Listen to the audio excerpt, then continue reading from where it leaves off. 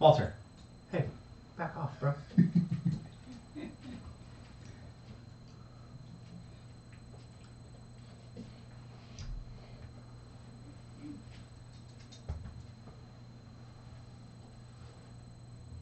we counting up? Yes. Wait a minute. You could. Yes. Is it the talk right quick? You're good. Okay. He's got a point. Go for it.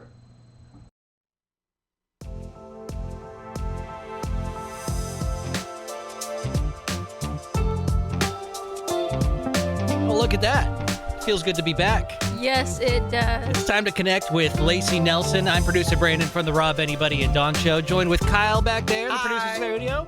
We also got Dino on the cameras. And our guest today is Jenna McKaye. Welcome, Jenna. Thank you for having me. Of course. Now, before we get started, Lacey, what's been going on with you? Why did it take so long for us to get back? Well, after the much-needed break, everybody needed a break. I was having a really good day on March 2nd and doing some training exercises for some police recruits, and made the great decision to fall from about 5 feet up and broke both of my wrists. Oh, my gosh. I know. Makes life a little bit difficult. You think? Yeah. The amount of things you don't realize that you need just one hand for. One, you can't open the fridge. You can't open the front door. I was like, I'm going to order DoorDash for the first time because I can't cook anything. I can't make anything. And the DoorDash got there and they put it on the porch, and then I go, shit, I can't open the door. I couldn't even open the door. So, just the things, Never mind the personal stuff. Right. Using the bathroom, trying to get dressed, take a shower. You can't do. But things have gotten a little bit easier. Yeah, so yesterday was 4 weeks. They're still broken. I can't drive still. I got a couple weeks before I can drive, but, I can get myself dressed now with minimal pain, so that's good. Awesome. Oh, and I don't take pain meds. Is that by choice or? I'm adamantly against taking pain meds, so they were going to give me, they're like, what do you want? You're broken. Percocet, Norco. I said, no. Yeah. 800s, that's it. Whew. So it's been fun. Right on. I've pushed through. Doing a lot of meditating to get through that pain. Resiliency. I have tried so hard to just push through this damn thing. Mm-hmm. But Well, speaking of resiliency, I think that's a good opportunity to introduce our guest today. I agree. Yes. Jenna, wonderful human being, reached out to me on social media a couple months ago. There are good things about social media. There's so many bad things, but then there are good things because look where we are, right? She reached out. Her story, we had coffee, and phenomenal person. And I'll let her tell her own story, but she's a survivor of human trafficking, and she's going to go through how that came to be. And some of the cool things that she's doing now as a warrior in this field. She spoke to the United Nations. She's training law enforcement all over the country. She's talking to young people. I'm in law enforcement, and as law enforcement, the knowledge that we have is fairly minimal unless you have a specialized gig and you get formalized training for that. But she's out talking to everybody, and I'm just honored to meet you, to know you, to have you here on the podcast. So, I'll let you take it away. Tell us, from the start, just how when we had coffee, stuff that you taught me about you. So, I can kind of give a little bit of my backstory and where I'm from. And I grew up in Southern California and pretty average kid. I had two big sisters. They were 7 and 11 years older than me. So by the time I was 12, they were both off at college. I had a mom and dad at home. My dad was a farmer. My mom was a teacher. I went to a private school, lived in a nice community neighborhood, low crime. And I was a kid that I could kind of see it, where my life was headed. I was at 12, started playing volleyball and training with a weight trainer, all to follow the footsteps of one of my big sisters who got a scholarship and played in college. And in my high school years is when I met my trafficker, who went to the same school as me, and he also wasn't somebody who you might picture to become a trafficker. He had a mom. She had a successful business in the community. His stepdad was a pastor and a chief in the Navy, and he, with false promises, he graduated a year before me. My senior year, I was struggling. My parents were separated at this time. And he lured me out of high school with a promise of a great life. I felt very stuck because it was already an abusive relationship. And I went with him not knowing that, other criminal activity that he was involved in, that he would learn about trafficking, and that would be what would happen to me. So you're 17, 18? So I turned 18 in December, and I would be graduating high school in June. So I was technically an adult, but very much a kid. Yeah, still young in and school. naive. Mm-hmm. Okay. Yeah. So you finished school. No, I didn't? dropped out of high school, threw away the volleyball scholarship, and that all, I wanted to go play college volleyball. And when I really didn't hear a lot from my community, and my coaches and my teachers and people that had known me since I was in kindergarten, I was confused at the time. Like, why is nobody reaching out to me?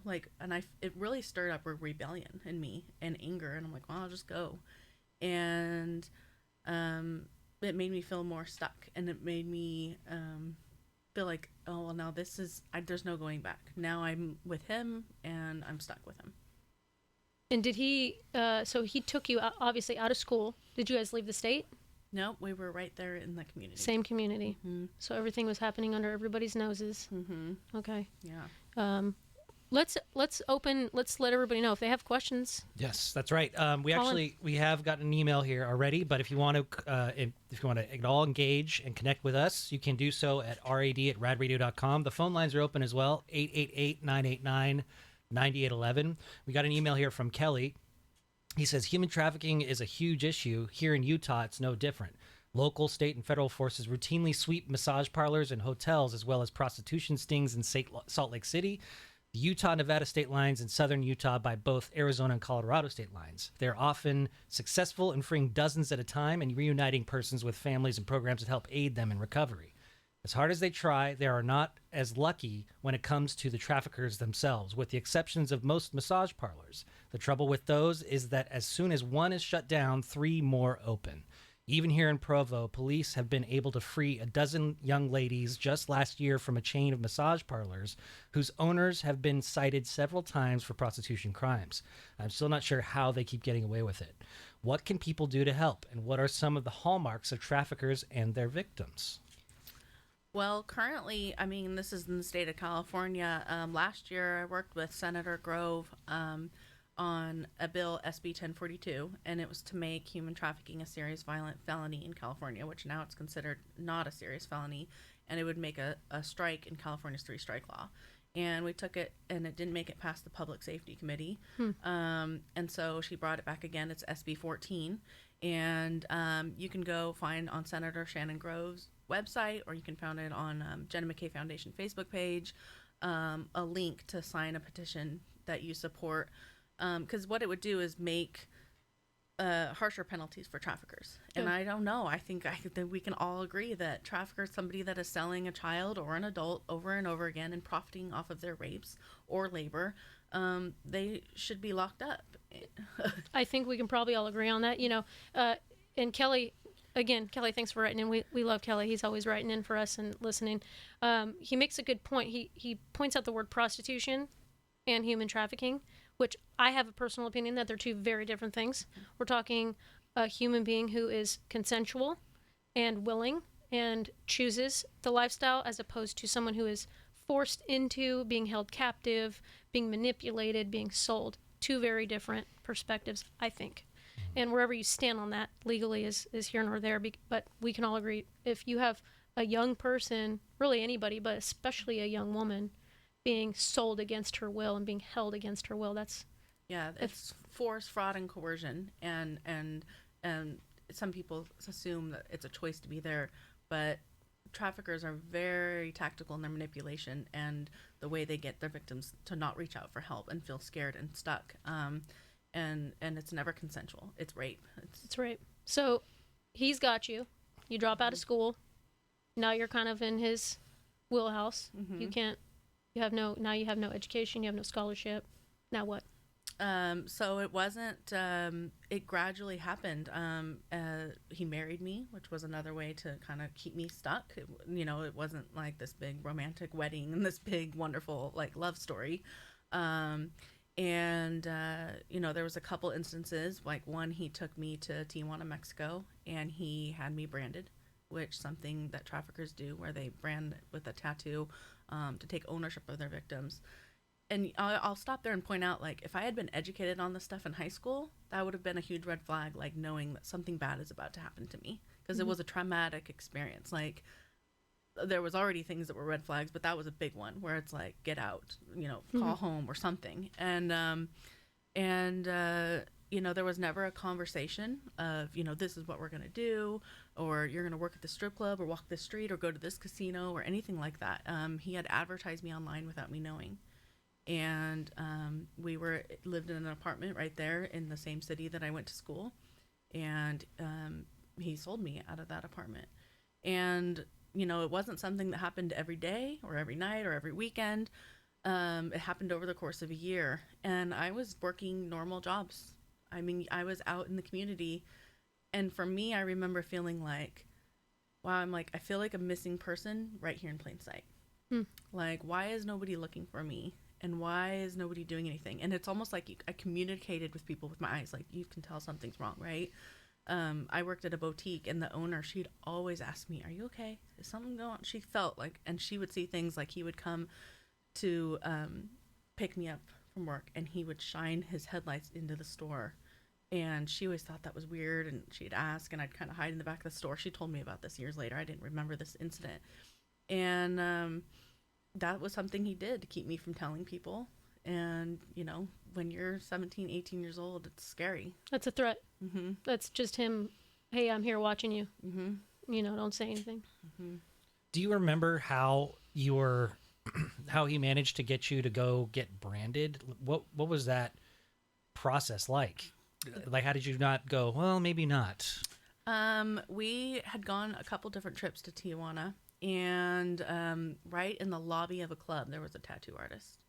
And I was intoxicated, but I remember sitting there and being in pain, and it was on my back.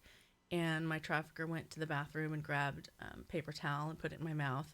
And I remember asking the tattoo artist to stop, and he kept going. Like, it was all very forced.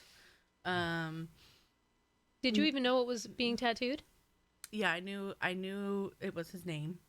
And I kind of have a cool story around it.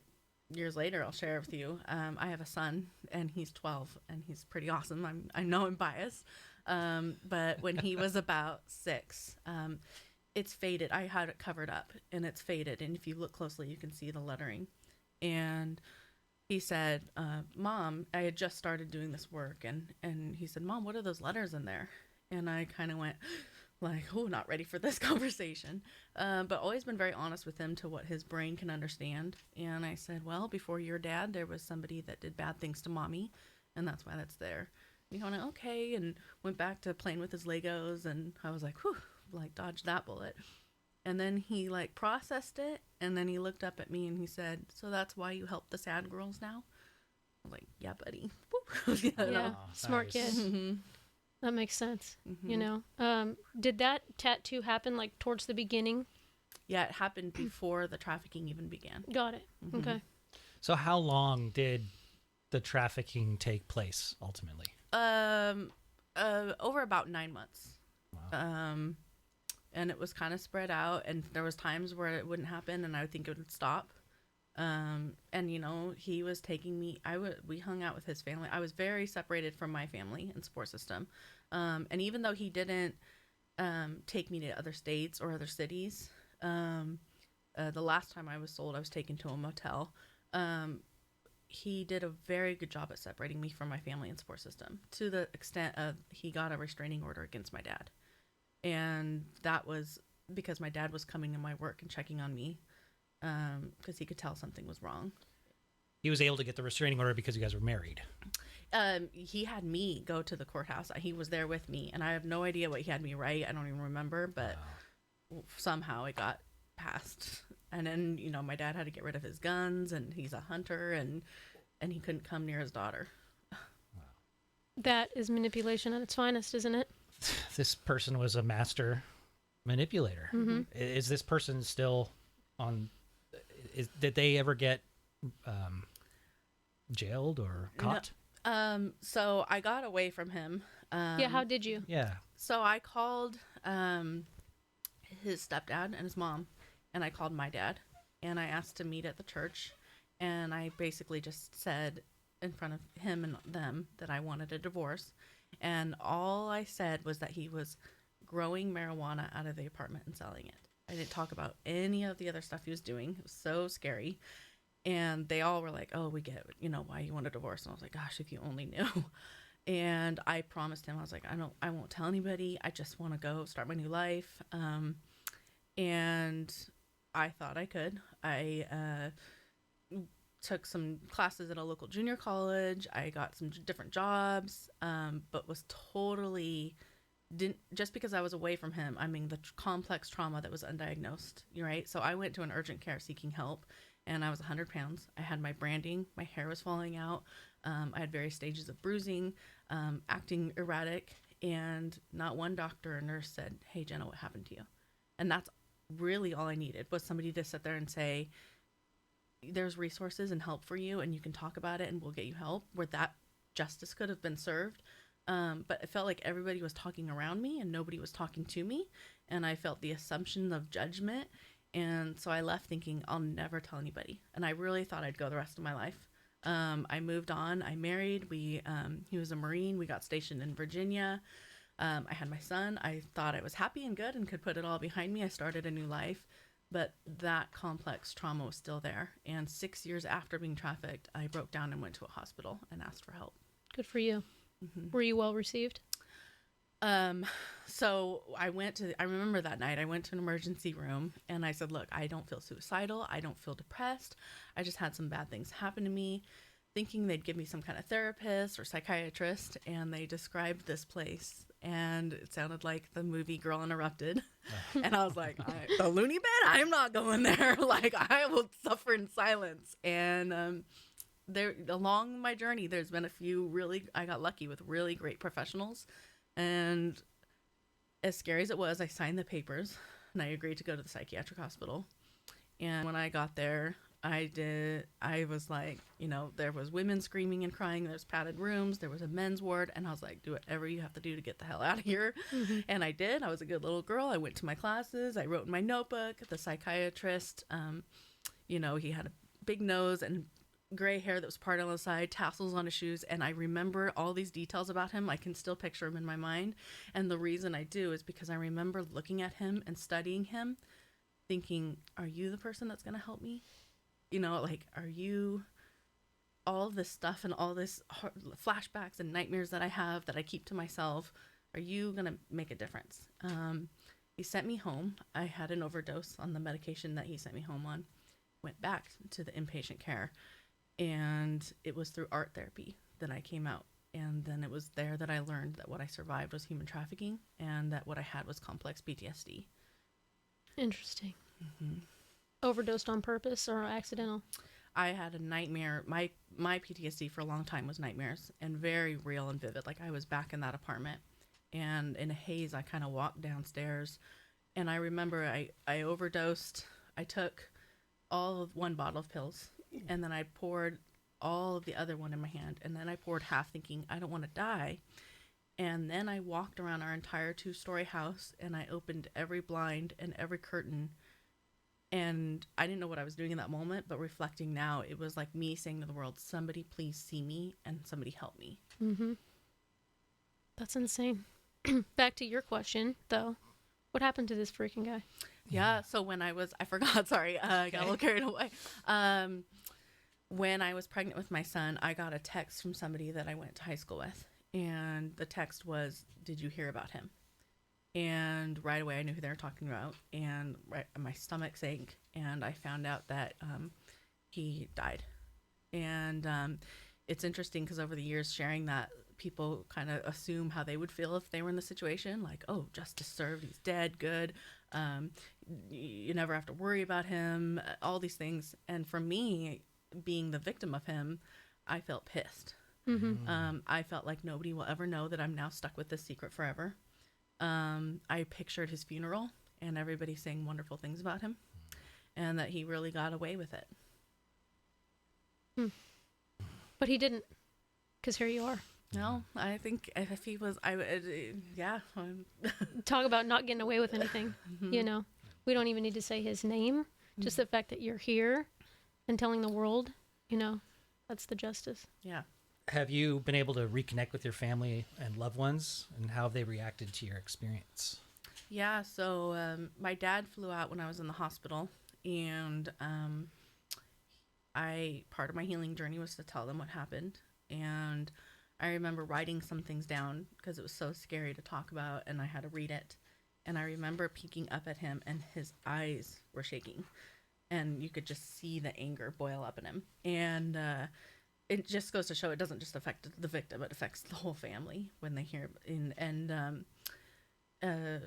You know, I always tell people, you know, it's not like the movie Taken. Trafficking often doesn't look that way, where you're not dragged out from under the bed and sold on a boat for $1 million, and you know, you have a dad with a special set of skills. And when I said that one time, and my dad goes, "Yeah, but I would have," you know, I'm like, "Okay, Dad, I know." He will find you. Yeah, And he will kill you.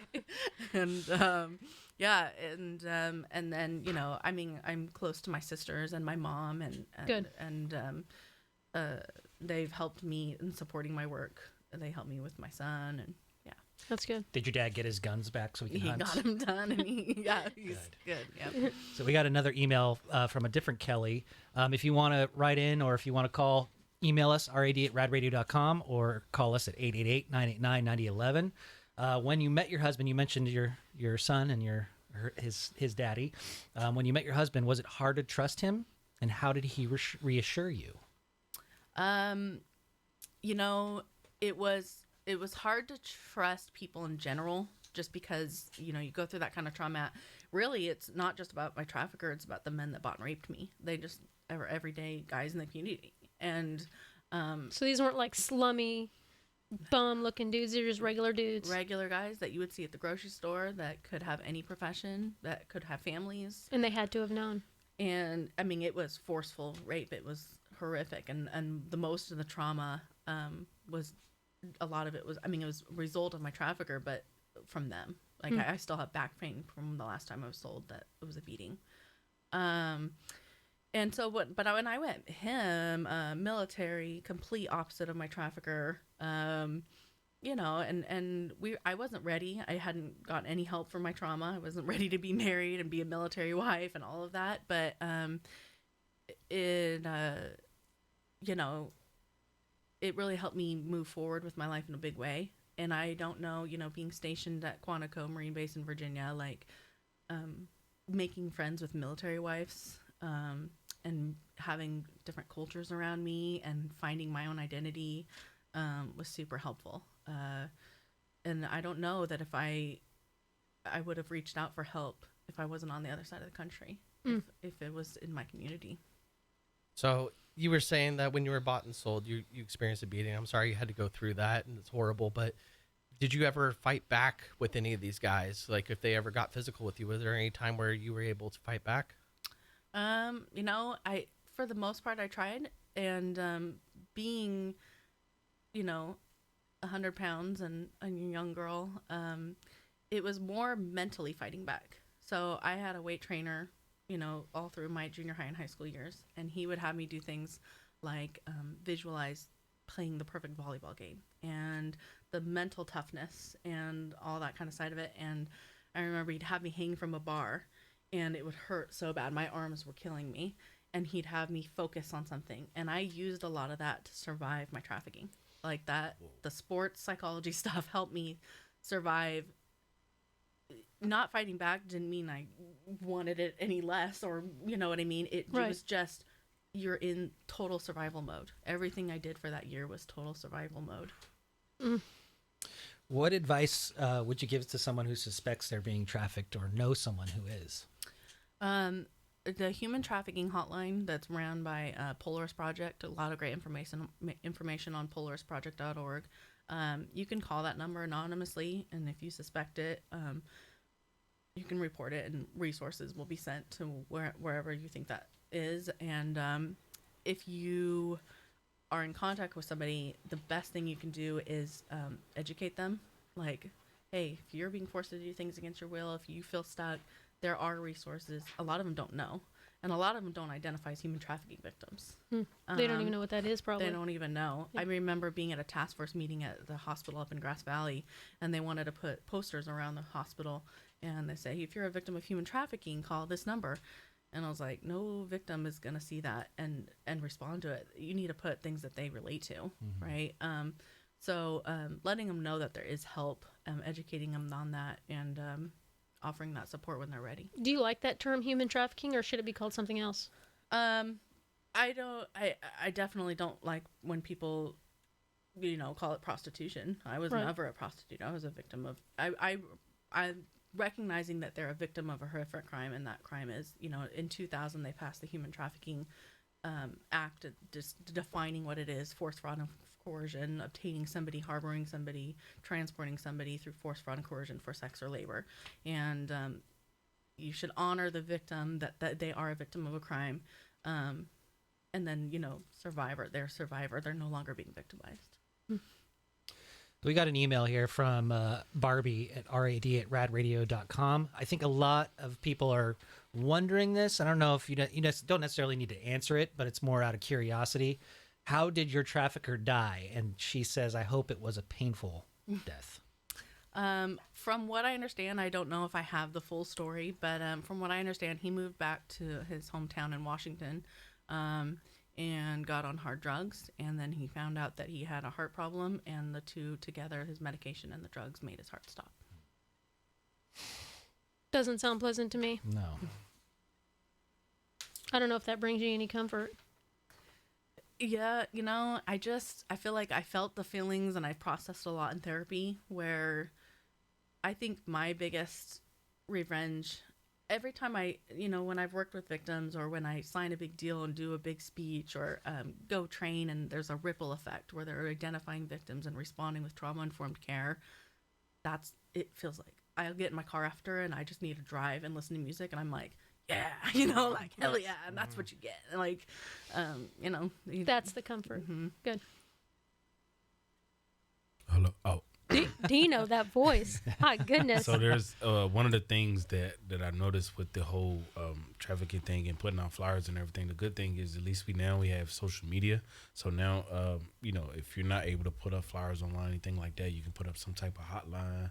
I know different posts and different people may have it in there. Just get reposted. So that's also a good thing, is just having that social media presence, whether it's on Instagram, Twitter, Facebook, Snapchat, or whatever. Just having it out there really does justice. You agree with that? Yeah. Yeah. As long as the people are spreading information that's true. Sometimes there's sensationalism, like, oh, look out for the zip ties on your car, and that's not how traffickers operate. It's not gonna be it's less than 5% that are kidnapped for the purpose of trafficking. It's not gonna be the weirdo in the store looking at your daughter, and he's gonna take her in the parking lot. They're gonna build a relationship and earn the trust, and then slowly push boundaries and then exploit them. Interesting. We got this email from Steve at rad@radradio.com. Thank you for putting your story out there and for being strong enough to help so many others. When you talk to law enforcement or even students, what kinds of things are you teaching them? What is the number one message you'd like people to take away?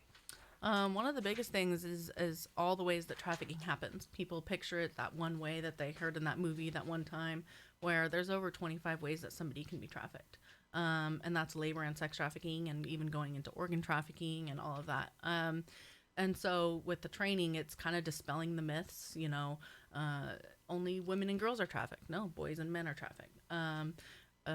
Trafficking could never occur in my community. No, it does. It's not just big cities or in other parts of the world. It's just depending on the culture and the vulnerabilities in the community. That's how traffickers will prey. The vulnerabilities, so whatever that is, for the individual or the community.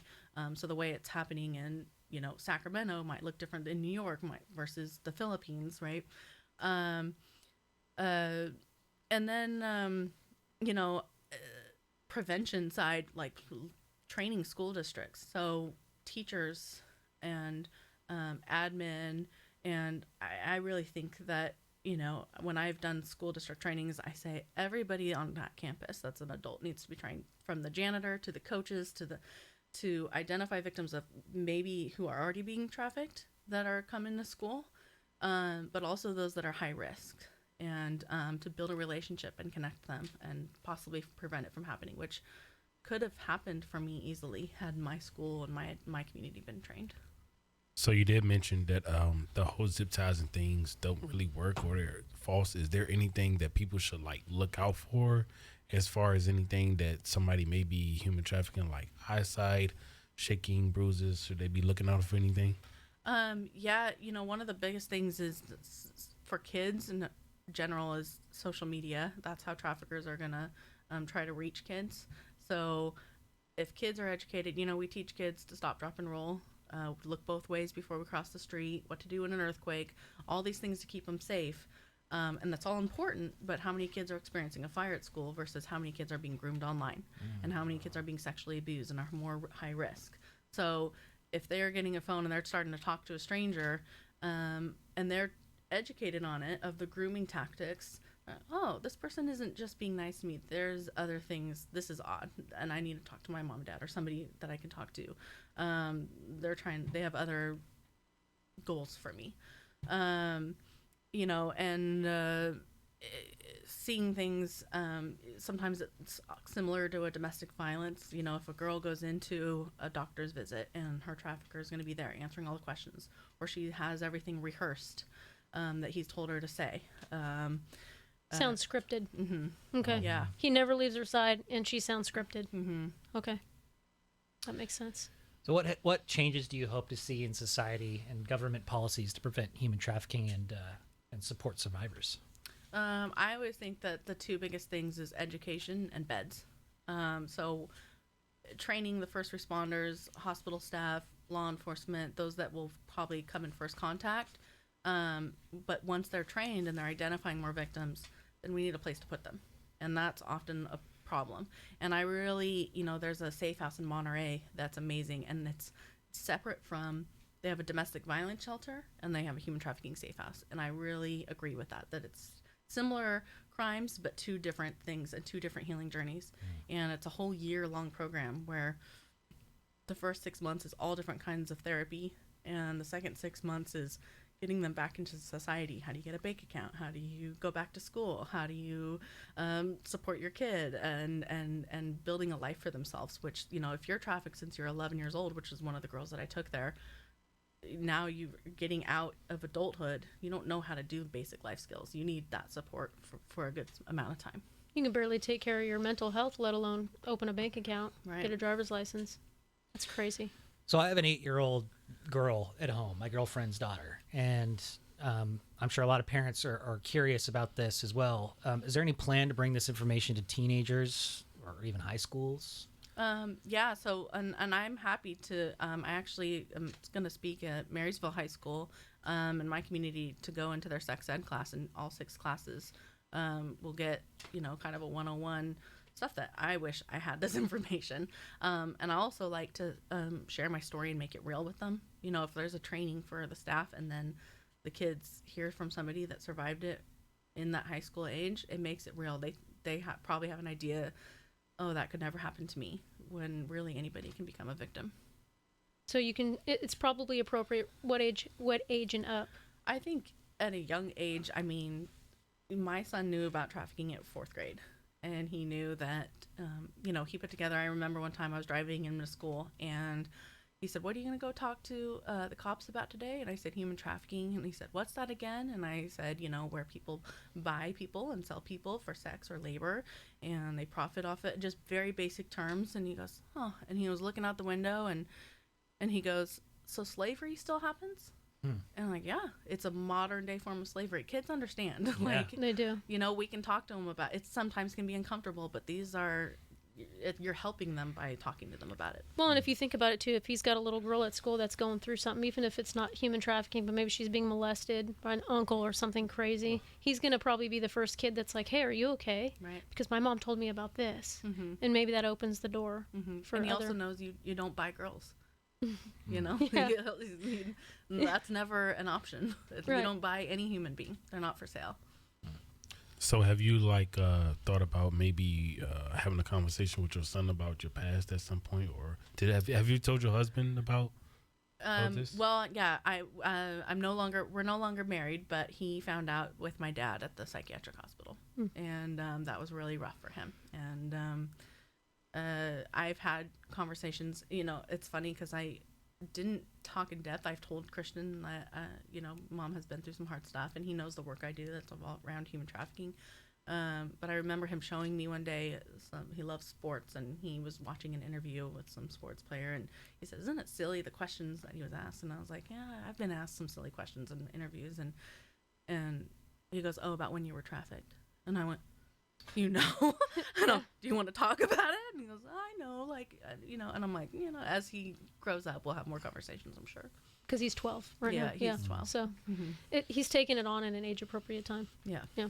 So you mentioned that art therapy is ultimately what helped you make that big leap into healing. What was it about art therapy that really broke through for you? Yeah, I'll never forget that day.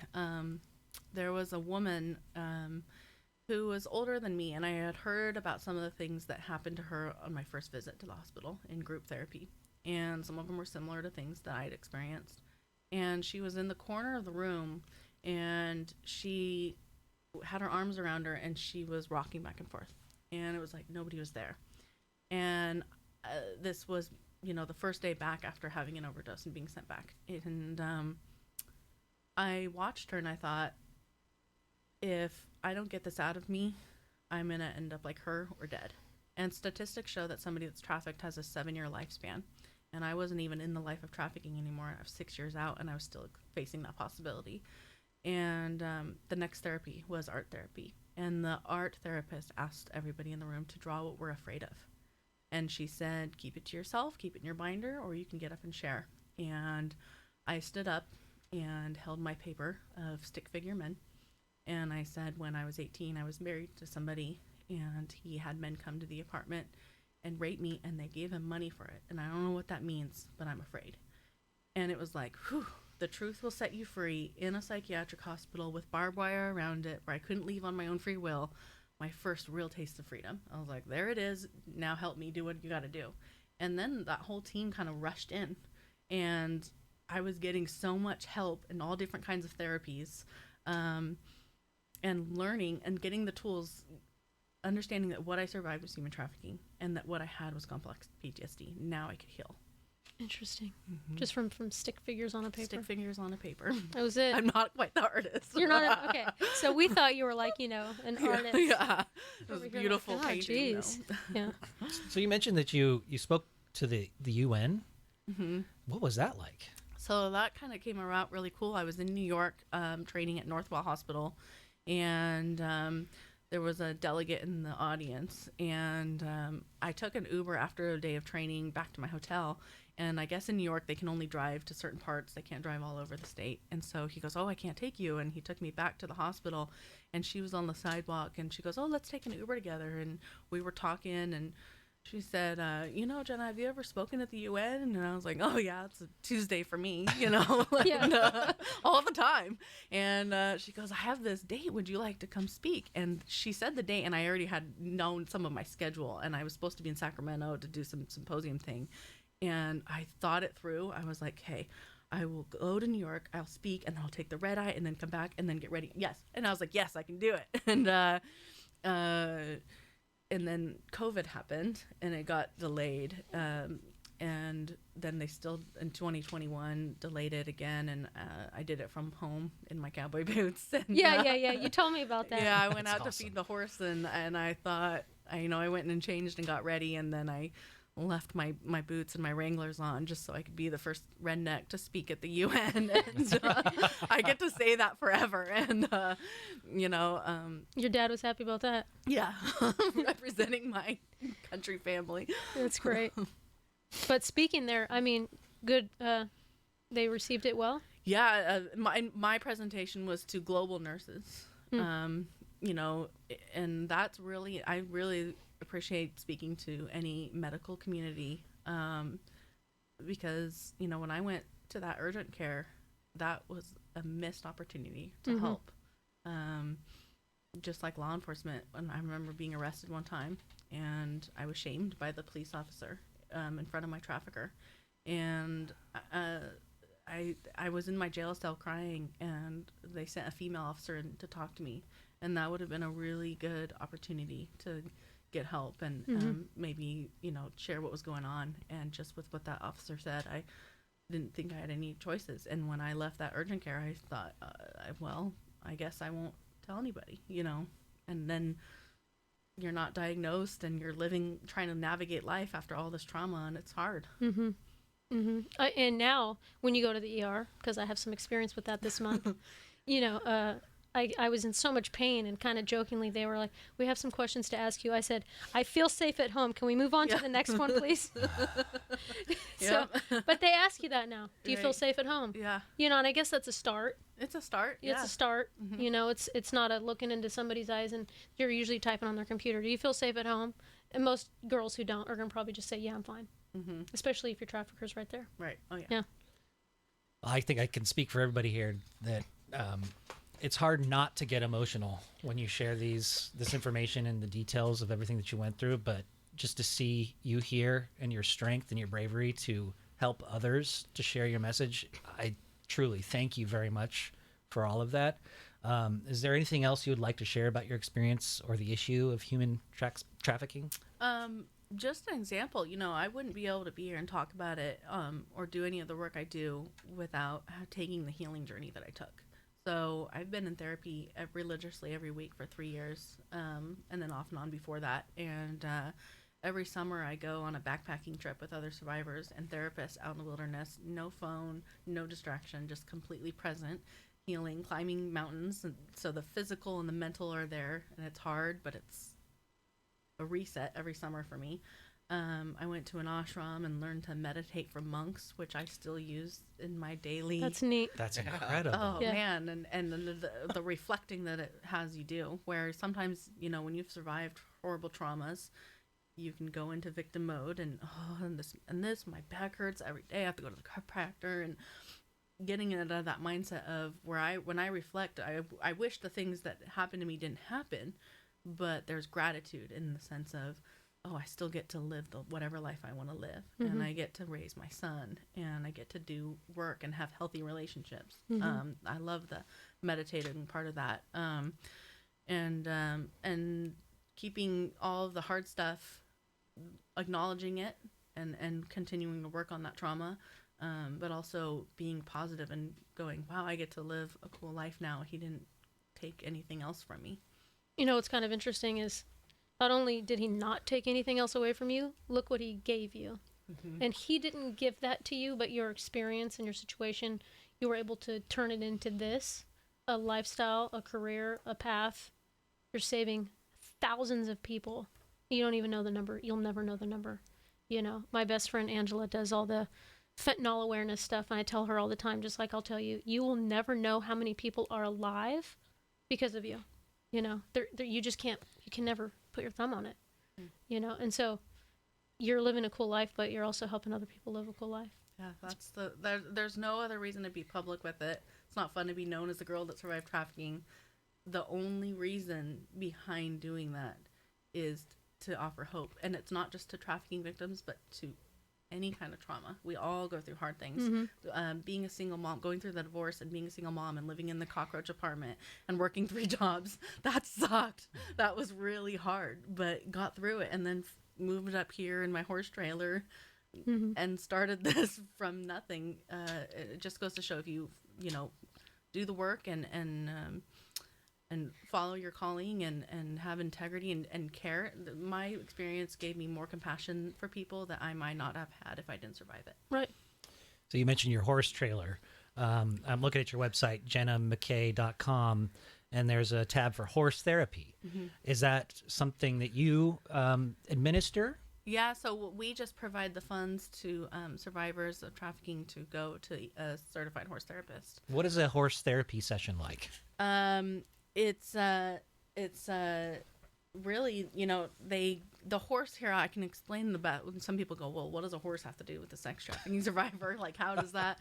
And I remember asking the horse therapist, she actually was, she really worked mostly with autistic kids and giving regular horseback riding lessons. And I came to her one day and I was like, how about sex trafficking survivors? And she goes, oh, I don't know how to work with, like, they're just people too with just a different kind of trauma. And the thing is, the horse is a prey animal, and when it experiences a threat, it wants to get as far away from that threat as possible.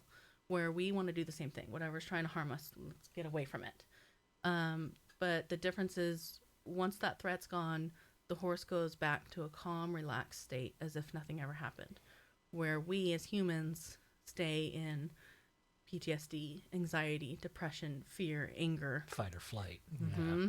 And so the horse teaches them to be calm and grounded, and you're also coming from a world of fear where now you have to trust a 1,000-pound animal. And a lot of these girls have never had horse experiences where, wow, it's a little scary to be up there. And it's really, not just the riding and, putting your hands out and trusting the horse, the grooming, being connected to the horse. They're just an amazing animal to use. When I went through the divorce in Southern California, I leased a horse on base, and that horse helped me survive for 3 years. I swear, I went out there every day I could to go ride, just because it was so healing to be on him. And I had a horse here, and I'm from a horse family. My grandma taught me how to ride, and Yeah, she said her grandma's 92 and still rides a horse. Oh, that's incredible. That's pretty cool, huh? yeah, she's cool. Yeah, she's cool. It's interesting to hear that. I'm terrified of horses. I think they're cool, but they scared the crap out of me. Yeah. But I've been watching Yellowstone, so I think I can do it. Well, the key is to get on a broke one. You don't want to be like the one guy where they taped his hands to the No. saddle. No. Oh, my God. No Mustangs for me. Yep. Let me get the oldest, slowest horse on the thing, and I can do it. Oh, man. Well, wait till your wrists heal. Oh, I'm not doing anything. I'm doing nothing for a while. Nope, can't chase that bad guy. Nope, I'm not going there. Nope. Well, is there anything that we haven't? No, Jenna, thank you. Can you tell everybody your website or what you have out there that they can look up? Yeah, JennaMcKaye.com. McKaye has an E at the end. It's my ex-husband's, so it's that pain in the ass spelling. And people, if you just type it without the E, it's a realtor in New York. And Instagram is Jenna McKaye, and Facebook, Jenna McKaye Foundation. And can anybody contact you to maybe get you to speak at any of their organizations, schools, that kind of thing? Yeah, if you contact me through the website, there's a contact button. Awesome. Yeah. Yep, and we'll link her obviously on the podcast, and I put a video on TikTok which did pretty well for you, so we'll put some more follow-up stuff on Rad Radio YouTube and my YouTube and Instagram and stuff. So I'm grateful for you. Thank you. You're a warrior. You say survivor, but I'm like, damn, she's a warrior. You know what I mean? Kind of just takes resiliency to a whole different level for everybody else who's listening. And you don't have to be a victim of human trafficking. I mean, what we've been through. All the trauma, yeah. I mean, trauma has many different faces, unfortunately. Yeah. And it sounds like you're doing all the right things to get to the right place, and especially for your son. Thank you very much for sharing your story. Yes, it's very thank Thank touching. you guys for having me. Yeah. We'll be back in a couple weeks. I think we're gonna just me and you and Yeah. Dino and Kyle. We're Yeah. just gonna It's you and the talk- boys. talk smack. Yeah, me and the Oh. boys. Three and a half men. I count as half, sorta. Right? Oh yeah, We'll give you the half I credit. mean, my suits are better. That's true. Yeah, she is best dressed. Yeah, but I don't have a sequin shirt like Kyle. Not You know? yet. Kyle, can you wear that? You want me to wear the bedazzled shirt? You have to wear the All right. bedazzled shirt. All right, I will wear the bedazzled You have to shirt. tune in just to see Kyle's shirt in 2 weeks. Fair enough. Okay. Well, thank you for connecting with us. We'll be back in 2 weeks. Perfect. Nice. Good job, man. Really good.